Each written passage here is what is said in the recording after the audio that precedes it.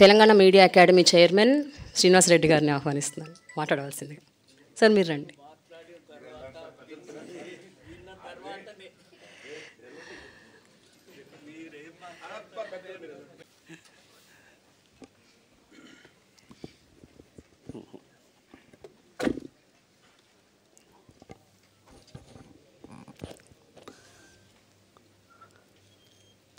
Telugu film journalist association తరఫున ఏర్పాటు చేసినటువంటి సభకు ఆహ్వానించిన మీ అందరికీ,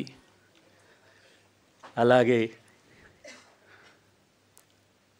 మా ఏజ్ అయిపోయింది ఆ సినిమాలకి, విజయ దేవరకొండ, మా చిరకాల మిత్రుడు పీపుల్ స్టార్ నారాయణమూర్తి గారు, అసోసియేషన్ అధ్యక్షులు లక్ష్మీనారాయణ గారు, ప్రధాన కార్యదర్శి రాంబాబు గారు, విత్తమంత్రిగా ట్రెజరర్ కోశాధికారి నాయుడు గారు, నా బిడ్డ స్వప్న ప్రేమ, అందరికీ నమస్కారం. చాలా సంతోషం. నా కోరిక వారిద్దరి ప్రసంగాలు వినాలని. సహజంగా జర్నలిస్టులకు ఉన్నటువంటి సమస్యలు, ఇప్పుడు ప్రధాన సమస్య ఇండ్ల సమస్య, స్థలాల సమస్య. రెండు, చాలా సంతోషం, ఉమ్మడి రాష్ట్రంలో ఆంధ్రప్రదేశ్ వర్కింగ్ జర్నలిస్ట్ యూనియన్ జర్నలిస్టుల వైద్యానికి సంబంధించి చాలామంది జర్నలిస్టులు అనారోగ్యం పాల్గొవటం, ఒక లెక్క వేస్తే 2014 తర్వాత మన రాష్ట్రంలో ఎక్కువ హార్ట్ అటాక్స్, యాక్సిడెంట్స్, క్యాన్సర్ వస్తుంది. క్యాన్సర్ కూడా ఊహించలేదు. తర్వాత కిడ్నీ, జర్నలిస్టులు ఎదుర్కొంటున్నటువంటి 182 మంది చనిపోయారు. ఇక్కడ కొత్త గవర్నమెంట్ వచ్చినప్పుడు వారి దృష్టికి తీసుకెళ్ళాము.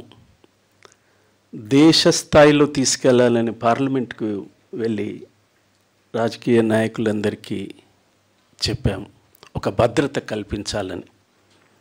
అంతకుముందు 1,00,000 రూపాయలతో సౌకర్యము, వైద్య సౌకర్యము, ప్రీమియం 1/3 జర్నలిస్టులు, 2/3 గవర్నమెంట్ కట్టుకునే రకంగా చాలా కాలం బాగా పనిచేసింది. విభజన తర్వాత అక్కడ ఆ గవర్నమెంట్ మర్చిపోయింది, ఇక్కడ ఈ గవర్నమెంట్ మర్చిపోయింది.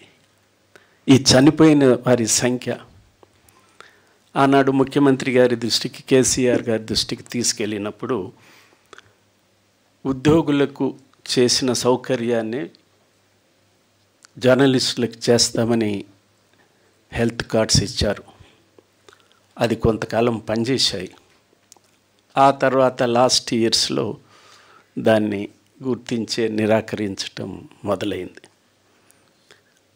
ఇప్పుడు మీరు వర్కింగ్ జర్నలిస్టులుగా, ఫిలిం జర్నలిస్టులుగా అసోసియేషన్ తీసుకున్న చర్యని, అసోసియేషన్ చేపట్టినటువంటి బీమా సౌకర్యం మనసారా అభినందిస్తున్నాను. దిల్ రాజు గారు, నమస్కారం. దిల్ రాజు గారు,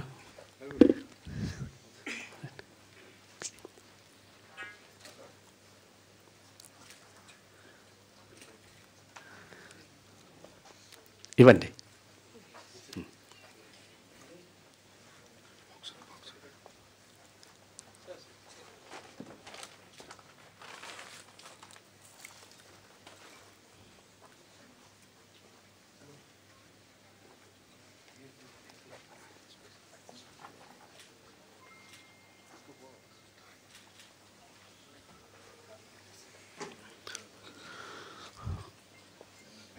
ఇప్పుడున్న సమస్య ఈ హెల్త్కు సంబంధించి కూడా ఆనాడు ప్రభుత్వము ఇనిషియేట్ చేసింది, కొంతకాలం బాగానే నడిచింది. ఆ తర్వాత కాలంలో దాని ఉపయోగం లేకుండా పోయింది.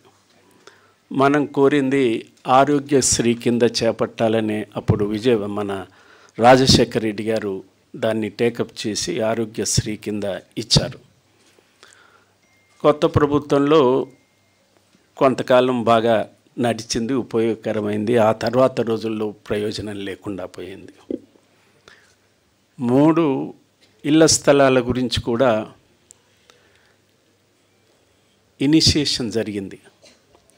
గత ముఖ్యమంత్రి దాదాపు 5-6 గంటలు కూర్చొని చర్చించి ప్రదేశాలు ఎక్కడ ఉంటే బాగుంటుంది, కలెక్టర్లతో మాట్లాడి, సెక్రటరీలతో మాట్లాడి డేట్ నిర్ణయించి అన్నీ చేశాం. కానీ అది సఫలం కాల. దాదాపు 15 సంవత్సరాల నుంచి ఆ పైబడి జర్నలిస్టులకు గృహ వసతి లేకుండా పోయింది. మొదట మనకి ఈ రోడ్డులోనే రోడ్ నెంబర్ 3లో వస్తుంటే first phase Banjara hills road number 3 about 2 acres ఉంటుంది. బ్రహ్మానంద రెడ్డి గారి పీరియడ్లో ఇచ్చారు దాన్ని. ఆ తర్వాత 10-15 సంవత్సరాలకి చెన్నారెడ్డి గారిని, నేనప్పుడు Andhra Pradesh working journalist union general సెక్రటరీగా ఉన్నాను. చెన్నారెడ్డి గారు ఏ ముఖ్యమంత్రి అయినా ఎన్నికైన తర్వాత మన యూనియన్ కార్యాలయానికి రావటం, మీట్ ది ప్రెస్లో పార్టిసిపేట్ చేయటం, తమ ప్రభుత్వం ఏం చేయదలుచుకుంది, ప్రజలకు ఏమి హామీలు ఇచ్చింది చెప్పటం అనవాయితీగా సాగుతుంది. గత 10 సంవత్సరాల్లో అది సాధ్యం కాలేదు. అప్పుడు చెన్నారెడ్డి గారి దృష్టికి తీసుకొస్తే జూబ్లీ హిల్స్లో ఇస్తామని చెప్పి 25 acres ఇచ్చాడు. 228 మందికి ప్లాట్లు లభించాయి. కొన్ని నేను సెక్రటరీగా 6 సంవత్సరాలు పనిచేసిన తర్వాత 32 ప్లాట్లు ఖాళీగా వదిలిపోయినాం. దాన్ని నింపటానికి 228 ప్లాట్లను నింపటానికి హైదరాబాద్లో సరిపోకపోతే ఫస్ట్ మన పక్కన ఉన్న విజయవాడలో అడిగాము ఎవరన్నా వచ్చి చేరతారని. విజయవాడలో సాధ్యం నిండకపోతే చెన్నై వాళ్ళని అడిగాము. చెన్నై వాళ్ళు సాధ్యం నిండకపోతే బొంబాయి వాళ్ళని అడిగినాము. బొంబాయిలో నిండకపోతే ఢిల్లీ వాళ్ళని అడిగాము. అయినా ప్లాట్లు కొన్ని 32 ప్లాట్లు ఖాళీగానే ఉండేవి. ఇప్పుడు విస్తరించింది, మీడియా విస్తరించింది, టెలివిజన్ ఛానల్స్ వచ్చాయి. టెలివిజన్ ఛానల్స్ని మించి సోషల్ మీడియా వచ్చేసింది. ఆ తర్వాత 25 ఎకరాల తర్వాత మళ్ళీ మన వాళ్ళు విస్తరించి ఉన్నారు కదా, మండలాలు వస్తున్నాయి, ఇతర రకాలుగా విస్తరణ జరుగుతుంది అని విజయభాస్కర్ రెడ్డి గారిని అడిగితే గోపనపల్లిలో 60 ఎకరాలు ఇచ్చారు. అక్కడ 1100 మందికి అట్లాగా అవకాశం వచ్చింది. ఆ తర్వాత 10-12 సంవత్సరాల తర్వాత రాజశేఖర రెడ్డి గారిని అడిగితే ఆయన అంగీకరించి 70 ఎకరాలు ఇచ్చారు. అది దాని పేరు జవహర్లాల్ నెహ్రూ హౌసింగ్ సొసైటీ. ఈ 3 ఒకే society Hyderabad journalist cooperative housing society కింద ఉన్నాయి కాబట్టి అన్విల్దీ అవుతుంది మేనేజ్ చేయటమని జవహర్లాల్ నెహ్రూ కోఆపరేటివ్ హౌసింగ్ సొసైటీని 70 ఏర్పాట్లు 2 ప్రదేశాల్లో ఇచ్చారు. కోర్టు వివాదాలు వచ్చాయి. ఇప్పుడు తప్పనిసరిగా ముఖ్యమంత్రి గారు రేవంత్ రెడ్డి గారు మాట్లాడారు, సమాచార శాఖ మంత్రి పొంగులేటి శ్రీనివాసరెడ్డి గారు మాట్లాడారు. చాలా స్పష్టంగా చెప్పారు, మా ప్రభుత్వము జర్నలిస్టులకి ఇళ్ల స్థలాలు, హెల్త్ కార్డులు, అక్రిడిటేషన్ కార్డులో సమస్య లేకుండా పరిష్కరించడానికి సిద్ధంగా ఉన్నామని ప్రకటించారు. ఆ సందేశం ఆదేశం నాతో కూడా చెప్పారు. ఆ మార్గంలోనే మొదటి జవహర్లాల్ నెహ్రూ హౌసింగ్ సొసైటీకి 70 ఎకరాలు ఇచ్చారు. వారి లైవ్ లిస్టులో ఉన్నది 1100 48 మంది దాంట్లో చనిపోయిన వాళ్ళు ఉన్నారు. కోర్టుకు వెళ్ళారు కాబట్టి 11 సంవత్సరాలు 12 సంవత్సరాలు పూర్తయి సుప్రీంకోర్టు నుంచి తీర్పు వచ్చేసరికి కొంతమంది చనిపోయారు. వారందరికీ ఇవ్వటానికి ఆ స్థలం సరిపోతుంది. 70 ఎకరాలు.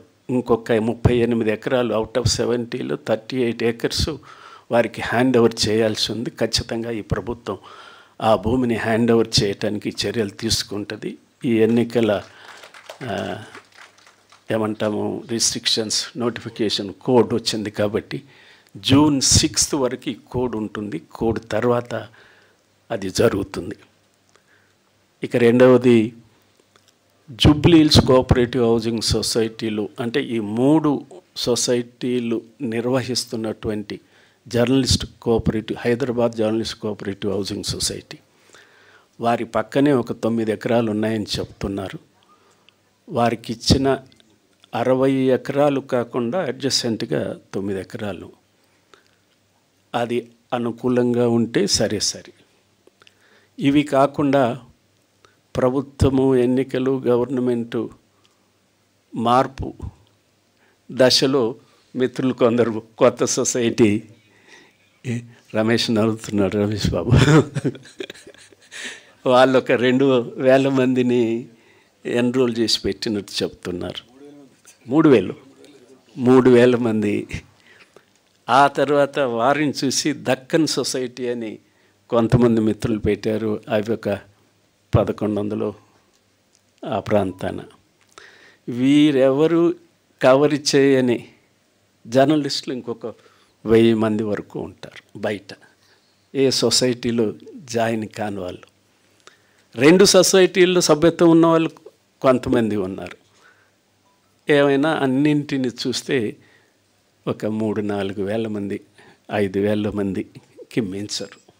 దీంట్లో 1000 మంది పోయారుగా. జవహర్లాల్ నెహ్రూ దీంట్లో లెక్క కాదు. అక్కడ అవకాశం ఉంది. ఆలోచన ఏమిటంటే హైదరాబాద్కు 4 వైపులా ఒకే దగ్గర ఇన్ని ఎకరాలు ఇంక ఇప్పుడు సాధ్యం కాదు. బంగారానికి విలువ ఉందో లేదో తెలియదు, కానీ హైదరాబాదు భూములకు మాత్రం భూమి ఉంది, బంగారానికి ఎక్కువగా ఖరీదు ఉంది. కాబట్టి 4 చెరగుల 10 ఎకరాల, 20 ఎకరాల, 30 ఎకరాల దొరకటం కష్టమేమి కాదు. అది ప్లాట్లు చేసి ఇవ్వటమా, ఫ్లాట్లు చేసి ఇవ్వటమా ఆలోచన చేస్తున్నాం. బయట సొసైటీ బయట ఉన్న జర్నలిస్టులకు కూడా, సొసైటీ లోపల ఉన్న వారికైనా సొసైటీ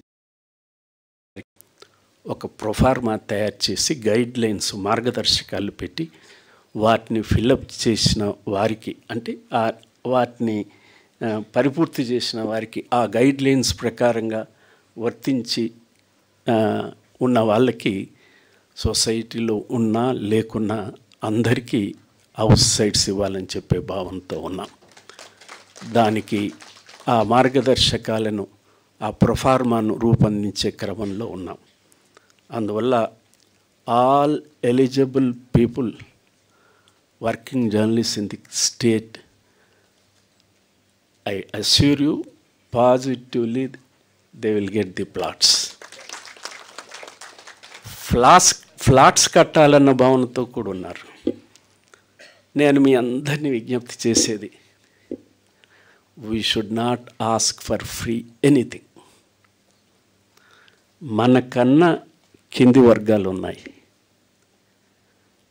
33 రూపాయలకు రోజు ఖర్చు పెట్టలేని అర్బన్ ఏరియాలో 33 రూపాయలు కూడా దినం ఖర్చు పెట్టలేని వ్యక్తులు బిలో పావర్టీ లైన్ కింద ఉన్నారు. 26 రూపాయలు ఖర్చు పెట్టలేని, రోజుకు 26 రూపాయలు ఖర్చు పెట్టలేని ప్రజలు రూరల్ ఏరియాలో ఉన్నారు. Below poverty line, below poverty line definition ఇది. ఎబో పావర్టీ లైన్ ఉన్నారు 33 కాదు, అంతకన్నా ఉన్నవాళ్ళు పేదవాళ్ళు ఉన్నారు. కానీ బిలో పావర్టీ లైన్ పీపుల్ మనం దృష్టిలో పెట్టుకోవాలి. అందుకని we should not ask for free. మన కట్టే శక్తి మేరకు కడదాం. కోటి రూపాయలు 80 లక్షలు హైదరాబాదులో భూములు ఉన్నాయి, మనకు సాధ్యం కాదు కట్టడం. అందుకని మార్కెట్ రేట్ కాకుండా జర్నలిస్టులకి వారి ఆదాయాల ప్రకారంగా నిర్ణయించి భూమిని అక్కడ ఎంత పెట్టారు, చాలానే పెట్టారు. జవహర్లాల్ నెహ్రూ ఆ రోజు కట్టడానికి జూబ్లీ హిల్స్ హౌసింగ్ సొసైటీలో మేము నిర్ణయించింది 7,500 ఎకరం. ఫిలింనగర్కి జర్నలిస్ట్ కాలనీకి జూబ్లీ హిల్స్ జర్నలిస్ట్ సొసైటీ స్థలానికి ఎకరానికి 25 ఎకరాలు, వారి 100 ఎకరాలు 7,500. ఇప్పుడు ఆ స్థితి లేదు కాబట్టి కొంతమేరకు we should contribute our might for purchasing but not market rate. That much is true. Flats కడితే కూడా ఇన్ఫర్మేషన్ మన ఇన్ఫ్రాస్ట్రక్చర్ అడగొచ్చు మనం. We asked for the infrastructure. గుట్టలు ఇవి అంతా ఉండేటివి. గవర్నమెంటే మాకు చెన్నారెడ్డి గారు ఆ గుట్టల్లో మేమే ఇల్లు కట్టుకుంటామంటే ఇన్ఫ్రాస్ట్రక్చర్ మేము చేస్తామని చేశారు. కొంత డబ్బు కూడా ఇచ్చి చేపించారు హెచ్ఎండిఏతో. అట్లాగా మనము ఫ్రీ అనే పదం లేకుండా మా శక్తి మేరకు మేము కట్టుకోవటానికి ఇవ్వటానికి సిద్ధంగా ఉన్నామన్న భావన ఉండాలని చెప్పి విజ్ఞప్తి చేస్తున్నాను. ఇక ఆఖరి అంశం, వీఆర్ జర్నలిస్ట్. ఎవరు చెప్పినా చెప్పకపోయినా ఇవాళ సమాజంలో మీడియా పట్ల ఏ భావన ఉందో మనందరికీ తెలుసు. ఎలాంటి భావన ఉందో తెలుసు. Either it is print, electronic or digital. మనం we are working for the people. Fourth estate, ఈ ఫోర్త్ ఎస్టేటు ప్రజా ప్రయోజనానికి, పబ్లిక్ గుడ్, దాన్నే పబ్లిక్ గుడ్ అంటాం, ప్రజా ప్రయోజనానికి పనిచేస్తున్నాం. క్వాలిఫికేషన్స్ ఏం లేవు. రాజకీయ నాయకుడికి, సోషల్ వర్కర్కి ఏముంటుందో మనకు అదే. ఏ క్వాలిఫికేషన్ లేకపోయినా నేను జర్నలిస్ట్ అనే హక్కు ఉంది. ఏ క్వాలిఫికేషన్ లేకపోయినా నేను ఇంజనీర్ని, డాక్టర్ని అని చెప్పే హక్కు లేదు. దిస్ ఈజ్ పబ్లిక్, ప్రజల తరఫున పనిచేసే వాళ్ళకి క్వాలిఫికేషన్స్ అవసరం లే. We are working for the people, we are working for the society. ఆ సొసైటీ మనను క్వశ్చన్ మార్క్గా చూస్తుంది. ఆ సొసైటీ మన క్రెడిబిలిటీని క్వశ్చన్ చేస్తుంది. మన విశ్వసనీయత మీద ప్రశ్నార్థకాలు వేస్తుంది. ఇది మనకు నష్టం, సొసైటీకి నష్టం. డెమోక్రసీలో మీడియా, పత్రికా స్వేచ్ఛ, పత్రికలు అవసరం. Without newspapers, without media, without television channels, without informing the people about the information, చీకటి రాజ్యమే. దీంట్లో మీరు చూశారో లేదో, నారాయణమూర్తి గారు చూసి ఉంటారు. చీకటి రాజ్యం ఈ దేశంలో ఎమర్జెన్సీ చూసాం మేము. నేను ఇక్కడ హైదరాబాద్లో పనిచేస్తున్నా, హైదరాబాద్లో విశాలాంధ్ర కరెస్పాండెంట్గా. మేము వార్తలు రాసిన తర్వాత ఇన్ఫర్మేషన్ డిపార్ట్మెంట్కి వెళ్ళి, అప్పుడు రాజ్యం సిన్హా గారు డైరెక్టర్, వారికి ఇస్తే వారు ఎర్ర పెన్నుతో టిక్ చేస్తే ఓకే, ఎర్ర పెన్నుతో గుండు సున్నా పెడితే వేయటానికి వీళ్ళే. అది మనం రాసే వార్తలకే కాదు, శాసనసభలో, చట్టసభలో మంత్రులు చేసే, ప్రతిపక్షాలు వదిలిపెట్టండి, మంత్రులు చేసే ప్రకటనలు కూడా రాయటానికి వీల్లేదు. వాళ్ళ ఆమోదం పొందాలి, ఒక్క ముఖ్యమంత్రి తప్ప. అలాంటి చీకటి రోజులను ప్రజలు హర్షించరు. స్వేచ్ఛ అత్యంత విలువైంది. నైజాంని ఎందుకు పంపించారు? యూనివర్సిటీ కట్టాడు, హైకోర్టు కట్టాడు, ఎన్నో మోడల్ బిల్డింగ్స్ ఉన్నాయి. నైజాంను మర్చిపోలేం. బ్రిడ్జిలు కట్టాడు. స్వేచ్ఛ లేదు, అణిచివేత. ఇందిరాగాంధీని ఎందుకు ఓడించారు? ఎన్నో మంచి పనులు చేసింది. ఈ దేశంలో పేదవాళ్ళకి తలెత్తుకు తిరిగే రకంగా సామాజిక గౌరవాన్ని పెంపొందించింది. అనేక సూత్రాలు పెట్టింది, ఇండ్లు కట్టించింది, మన బ్యాంకుల జాతీయకరణ చేసింది. అసలు బ్యాంకులు ఎవరికైనా తెలుసా? తెలంగాణలో, ఆంధ్రాలో కూడా గ్రామాన ఇప్పుడు ఏటీఎంలు వచ్చేస్తున్నాయి. ఇప్పుడు ప్రైవేటైజేషన్ అయిపోతుంది అనుకోండి. సో అయినా ప్రజలు ఓడించారు. దేనికి ఓడించారు? నో స్వేచ్ఛ. పత్రికలు ఎమర్జెన్సీ వేసి ప్రకటించిన రోజు తెల్లవారి మొదటి రోజు తెలియదు, మేము కూడా మొత్తము పేపర్ ఆ రోజు పత్రికలేగా, all news papers entire India పైన మాస్టెడ్ తప్ప ఫస్ట్ పేపర్ ఏమీ లేదు, clean. Andhra Prabha, Andhra Patrika, Indian Express, Hindu పైన పేరే తప్ప కింద మ్యాటర్ ఏం లేదు, మొదటి పేజీ. సో ఈ స్వేచ్ఛ మనకుంది కాబట్టి, స్వేచ్ఛ అవసరం కాబట్టి, మనిషి ఒకరోజు ఒక పూట అన్నం తినకున్న గౌరవానికి భంగం కలిగితే ఏం చేస్తాం? తిరుగుబాటు చేస్తాం. ఆ గౌరవం మనుషులకు అవసరం. ఆ గౌరవాన్ని నిలబెట్టే దిశలో మన మీడియా వర్క్ చేయాలి. ఆ గౌరవాన్ని కాపాడే రీతిలో మీడియా వర్క్ చేయాలి. We are working for the public good. మా యాజమాన్యం విధానం అండి అంటే ఓకే, యాజమాన్యానికి, ప్రతి యాజమాన్యానికి విధానం ఉంటుంది, విధానం ఉండాల్సింది. కానీ రాసేది తప్పులే రోజు రాయాల అనే విధానంలో వర్కింగ్ జర్నలిస్ట్గా మనం ఏం చేయాలి? You are not a clerk, you are not a ordinary employee, you are not a industrial employee. Industrial employees, ordinary employees అంతా 8 గంటలు పనిచేస్తారు, అరగంట రెస్ట్, 8.5 గంటలు. వెరాజ్ న్యూస్ పేపర్ జర్నలిస్ట్ 6 గంటలు పనిచేయాల్సింది, అరగంట rest. Because they work for the head. బుర్రతో పనిచేస్తారని, చేతులు కాళ్ళు లేబర్తో కాదు, బుర్ర ఉపయోగిస్తారని. అది మనం వినియోగించకుండా ఉంటే ఈ సమాజం చీకటి రోజుల్లోకి పోతుంది. జర్నలిజంగా భావించరు. జర్నలిజం కాదు, ప్రజాస్వామ్యం అసలే కాదు. అందుకని ఇవాళ ప్రింట్ మీడియా ఉన్నప్పుడు ఆరోపణలు వస్తే ప్రెస్ కౌన్సిల్ ఆఫ్ ఇండియాకు వెళ్ళేవాళ్ళం. తప్పు రాస్తున్నారు, కావాలని రాస్తున్నారు, ప్రతిష్ట తీస్తున్నారు, మరో రకంగా మమ్మల్ని వేధిస్తున్నారని. ఎలక్ట్రానిక్ మీడియాగా రాగానే ప్రింట్ మీడియా మీద తగ్గింది, ఎలక్ట్రానిక్ మీడియా మీద. ఇవాళ ఎలక్ట్రానిక్ మీడియాకి పనిచేసే ఎంప్లాయీస్ ఆన్ పార్ విత్ ఇవి ఉన్నాయే, ఏమంటారు, షాప్స్ అండ్ ఎస్టాబ్లిష్మెంట్ యాక్ట్ కింద పనిచేయాల్సిన పరిస్థితి వచ్చింది. చిల్లర దుకాణాలు పెడతారే, షాపులు పెడతారే, షాప్స్ అండ్ ఎస్టాబ్లిష్మెంట్ యాక్ట్ కింద పనిచేయాల్సిన పరిస్థితులు వచ్చాయి.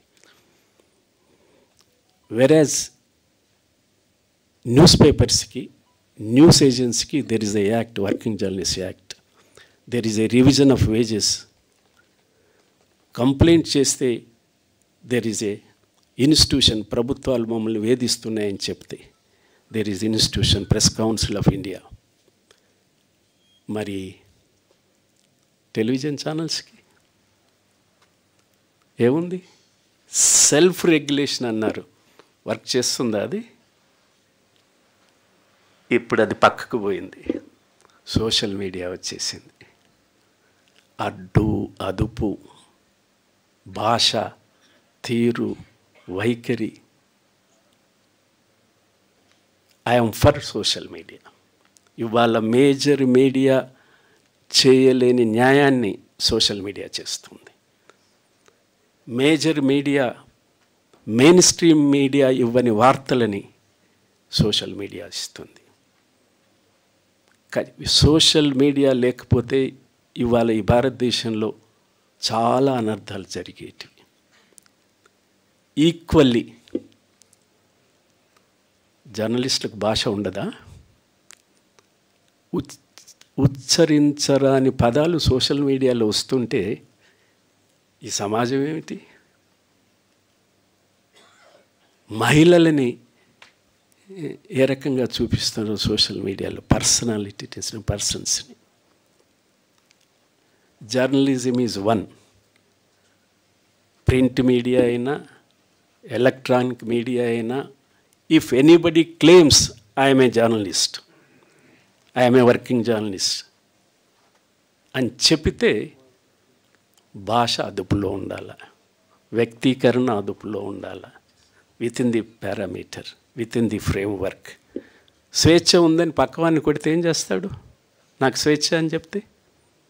స్వేచ్ఛ అన్బ్రిడిల్డ్ కాదు, యథేచ్ఛం కాదు, అంతులేనిది కాదు, నియంత్రించలేని స్వేచ్ఛ కాదు. అందుకని ఇవాళ ప్రజల్లో ఉన్న భావాలని, మీడియా మీద తరుగుతున్న గౌరవాన్ని పెంపొందించాలంటే ఖచ్చితంగా వర్కింగ్ జర్నలిస్టులుగా, either it is political, general, sports, film, cultural, legal, crime, whoever it may be, మనం ప్రజల పక్షాన, ప్రజల సంక్షేమానికి పనిచేస్తున్నామన్న భావన కల్పించడం ద్వారానే మనకు రక్షణ ఉంటుంది తప్ప, ఒక్క జర్నలిస్ట్ మీద దాడి చేస్తే ప్రజలంతా ఏమిటి జర్నలిస్టుల మీద దాడి చేస్తున్నారు, పత్రికల మీద దాడి చేస్తున్నారని ఆశ్చర్యపోతారు. ఒక పావురాన్ని హింసిస్తే ఏమనుకుంటారు? పావురం శాంతి కపోతం. జర్నలిస్టులు, సమాజ హితులు వారిని నిర్బంధించినా, వారిని దాడి చేసినా, హింసించినా సమాజం క్షమించదు. కానీ అలాంటి సమాజాన్ని మనం శిక్షించుకుంటూ పోతే ఏమవుతుందో ఆలోచించండి. నేను మీ అందరినీ మన హెల్త్ కార్డులు, మన ప్లాట్లు, ఇంటి స్థలాలు, ఇతర అక్రిటేషన్స్ ఈక్వల్గా మనం ప్రొఫెషనల్ స్టాండర్డ్స్ని పెంచి పోషించాలా, గౌరవించాలా. మేము వర్కింగ్ జర్నలిస్టులము ఇలాంటి సహించము.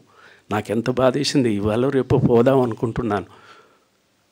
ఈ టంగుటూరు గ్రామంలో ఒక వారం రోజుల కింద కుటుంబము భార్య తప్పించుకుంది, 2 పిల్లలు, తండ్రి ఉరిపోసుకున్నారు. ఎవరు చేసిన నేరం? పోలీసులు చేశారా? దుండగులు చేశారా? సంఘ వ్యతిరేకులు చేశారా? నాకైతే తలవంపుగా ఉంది జర్నలిస్టు అని చెప్పుకోవటానికి. ఏదో చిన్న పత్రికలు, సోషల్ మీడియా చేసింది కాదు, ప్రామినెంట్ మెయిన్ స్ట్రీమ్ మీడియా పత్రికల రిప్రజెంటేటివ్స్. అందుకని ఇవి మనం ప్రజల్లోకి తీసుకెళ్ళి దీన్ని ఖండిస్తున్నాం, వ్యతిరేకిస్తున్నాం, ఇలాంటి జర్నలిజం అవసరం లేదు, ఇలాంటి పద్ధతి మేము సహించమని చెబితే తప్ప సమాజం గౌరవించదు. అందువల్ల అందులో భాగమే ఇవాళ 23,000 మంది అక్రిడేటెడ్ జర్నలిస్టులు మన తెలంగాణ రాష్ట్రంలో ఉన్నారు. 23,000. ఆంధ్రాలో కూడా ఉండే, కానీ రెన్యువల్ చేయటంలో వాళ్ళు ఇచ్చేసుకొని 13,000కో 16,000కో ఉన్నారు. ఈ 2 కలిపితే భారతదేశము అన్ని రాష్ట్రాల్లో మన ఈ 2 తీసేస్తే 31 రాష్ట్రాలు మొత్తం కలిపినా ఇంత కావు. 31 రాష్ట్రాలు మొత్తం కలిపినా ఒకటి వాస్తవం, మన విస్తరణ, మన news paper coverage, media coverage major గ్రామ లెవెల్కి వెళ్ళిపోయింది. మండలం is a centre for news gathering. 10 పెద్ద పేపర్లు, టీవీ ఛానల్స్ అయితే 100,000 వచ్చేస్తూనే ఉన్నారు. కానీ ఇవి మిస్యూజ్ అవుతున్నాయి, అమ్ముతున్నారు, అన్ప్రొఫెషనల్స్కి వెళ్ళిపోతుంది అన్న భావన మన జర్నలిస్టులు వెల్లడిస్తున్నారు. నా మిత్రుడు విరాట్ మొన్న చెప్తున్నాడు, కటింగ్ షాప్కి వెళ్ళాడట. బార్బర్ దగ్గరికి వెళ్తే కటింగ్ జరుగుతుంది. సార్ మీరు జర్నలిస్ట్ కదా, ఈ ప్రభుత్వమైనా జర్నలిస్టులకి ఇళ్ల స్థలాలు ఇస్తుందా సార్ అని అడిగాడట. గత ప్రభుత్వం ఆశ పెట్టింది, ఇవ్వలేదు. ఈ ప్రభుత్వం ఇస్తారన్న విశ్వాసం కలుగుతుంది. ముఖ్యమంత్రి ప్రకటనలు చేశాడు, ఇతర మంత్రులు కూడా చెప్తున్నారు ఇచ్చే అవకాశం ఉంది అని అన్న తర్వాత అడిగాడట, ఏమిటి నీకు అంత ఇది అంటే, వెనక నుంచి నాకు కూడా అక్రిడిటేషన్ కార్డు ఉంది సార్ అన్నాడట. సో దీన్ని మనం వడపోయకపోతే అమ్ముకుంటున్నారు, బాహాటంగా ఇచ్చేస్తున్నారు. అసలు ప్రొఫెషనల్ వాళ్ళకి సిగ్గుగా ఉంది. అందుకని దీన్ని ఖచ్చితంగా ఎలిజిబుల్ పీపుల్కి ఖచ్చితంగా, నేను ఇవాళ చైర్మన్ అయినాను కాదు, నేను చైర్మన్ కాకముందు ఈ ఎక్విటేషన్ రూల్స్ తయారు చేసిన 40 ఏళ్ళ కింద, ఆ తర్వాత మార్పు చేసినప్పుడు కూడా మొదటిసారి ఎక్విటేషన్లో ఒక క్రైటీరియా ఉంటుంది, సర్క్యులేషన్ ప్రకారంగా ఇన్ని ఇవ్వాలా, పెద్ద పేపర్లకు పెద్ద, చిన్న పేపర్లకు కొద్దిగా తగ్గుతూ. మొదటిసారి అక్విటేషన్ ఫిల్మ్ జర్నలిస్టులకు ఇచ్చింది మా కమిటీని రూల్స్ ఫ్రేమ్ చేసింది. దిస్ ఈజ్ ఫిల్మ్ జర్నలిస్టులకి పేపర్లకి ఇచ్చే కోటా నుంచి మినహాయించాలి. That is apart. 20 న్యూస్ పేపర్కి ఇవ్వాలంటే ఒక పెద్ద పేపర్కి ఈ ఒకటిని దాంట్లో కలపొద్దు. అలాగే స్పోర్ట్స్ జర్నలిస్టులకి ఏర్పాటు చేసాం, కల్చరల్ జర్నలిస్టులకి ఇచ్చాము, ఆ రకంగా సెక్టోరియల్ వాళ్ళకి, ఫోటో జర్నలిస్టులకి వేరు చేసాం. మీరు దూరం కావద్దు మెయిన్ స్ట్రీమ్కి. మేము ఫిల్మ్ జర్నలిస్టులమే, మేము ఫోటో జర్నలిస్టులమే, మేము క్రైమ్ జర్నలిస్టులమే. మీ ప్రొఫెషన్లో you are discharging the duty, you are a working journalist, main స్ట్రీమ్లో ఉండాలి. మీ నాయకులందరినీ చెప్తున్నాను, ఇలాంటి సౌకర్యాలు పొందేటప్పుడు అందరూ యూనిటీగా ఉండాలి. నేను మొన్న అన్ని సొసైటీల వాళ్ళని ఇండివిజువల్గా మాట్లాడాను. మిగతా సొసైటీలు మీరంతా ఏ క్రైటీరియా ప్రకారంగా మెంబర్షిప్ తీసుకున్నారు, ఎంత డబ్బు తీసుకున్నారు, యావరేజ్ వస్తుంది. ఒక 10 సంవత్సరాల వలన, 5 సంవత్సరాల వలన, 6 సంవత్సరాల వలన క్రైటీరియా తెలియాలి మనకు. ఇవ్వగానే రాగానే కార్డు చూపించి అంటే సాధ్యం కాని పని. అందుకని ఆ ఎక్సర్సైజెస్ జరుగుతున్నాయి. నేను మీ అందరికీ విజ్ఞప్తి చేసేది, మన ప్రొఫెషన్ విలువ, స్టాండర్డ్ ఆఫ్ జర్నలిజం, ఎథికల్, వీటిని ఇంకా పెంచుకోవటానికి ప్రయత్నం చేద్దాం.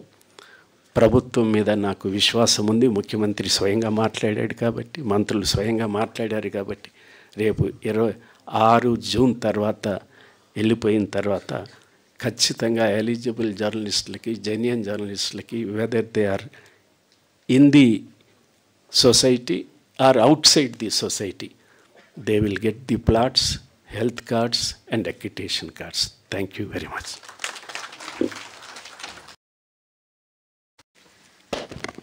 థ్యాంక్ యూ శ్రీనివాస్ రెడ్డి గారు. ఇప్పుడు డైరీ ఆవిష్కరణ జరుగుతుంది. Media academy chairman Srinivas Reddy గారి చేతుల మీదుగా డైరీ ఆవిష్కరణ, మొదటి ప్రతిని దిల్ రాజు గారికి అందించవలసిందిగా కోరుతున్నాను.